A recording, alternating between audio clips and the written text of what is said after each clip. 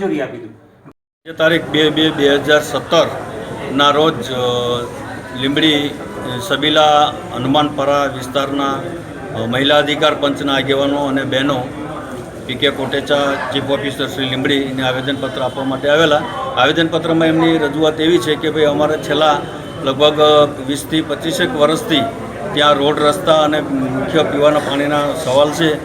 અનેક રજૂઆતો કરવા છતાં એ પ્રશ્ન કોઈ હલ થતો નથી। વોર્ડ નંબર 1ના અવંતિકા હોટલની સામે ભાગે છબીલા હનુમાનની બાજુમાં રહીશો આવ્યા હતા। એમનું અત્યારે જે પાણીની વ્યવસ્થા અગાઉ જે પાણી પુરવઠાની લાઈન હતી મંદિરની હતી એમાંથી આપતા હતા એટલે મંદિર વારે બંધ કર્યું છે। એની જગ્યાએ અમે અત્યારે દરરોજ એક ટેન્કર એકાત્ર આપીએ છીએ।